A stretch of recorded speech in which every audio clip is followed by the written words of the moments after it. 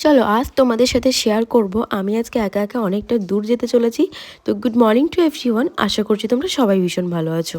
আমার ছোট্ট একটা মিনি ব্লগে তোমাদের ওয়েলকাম। এখন মোটামুটি ঘড়িতে 2টো বেজে গেছে। তো এখন আমি বেরিয়েছি, আমি আর মা অটো করে উঠে পড়েছি, দেখতেই পারছো। এখন যাচ্ছি স্টেশনে। আর স্টেশনে যাওয়ার আগে দেখতে পারছো কত বড় বড় ব্যাগ দুটো আমি নিয়েছি। তো জানি না আজকে ট্রাভেল কতটা সুন্দর হতে চলেছে। সো এখন স্টেশনে এসে আমি আর মা দাঁড়িয়ে পড়েছি আমার ট্রেন আসার উদ্দেশ্যে।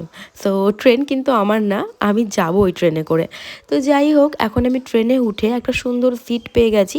আগে যে সিটটায় বসেছিলাম তো সেটা আমার পছন্দ হচ্ছিল না, তাই আমি অন্য আরেকটা সিট বেছে নিয়েছি।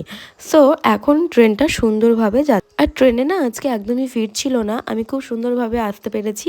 তারপরে কিছুক্ষণ পর আমার খুব খিদে খিদে পাচ্ছিল, ওখান থেকে একটা ছোলা মাখা নিয়ে নিলাম। আর আমি ভাবছিলাম যে কখন খাবার উঠবে, খাবার তো উঠছে কিন্তু আমার পছন্দর মতো কিছু উঠছে না। তো যাই হোক, আমার ছোলা মাখা খেতে ভীষণ ভালো লাগে, তাই একটা ওখান থেকে নিয়ে নিলাম। আর এরই মধ্যে হালকা ট্রেনে ভিড়ও হয়ে গেছিলো।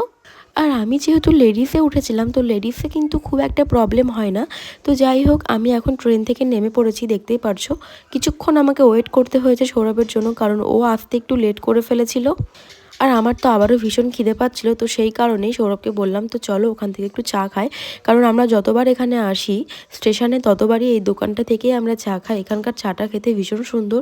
তো যাই হোক, চা আর একটা কেক নিয়ে নিয়েছিলাম, ওটাই খেয়ে নিলাম। তো এখন তো আমার আর কোনো চিন্তা নেই, যেহেতু সৌরভ চলে এসছে। সো ভিডিওটা কেমন লাগলো অবশ্যই জানাতে ভুলো না। দেখা হচ্ছে নেক্সট ভিডিওতে, টাটা।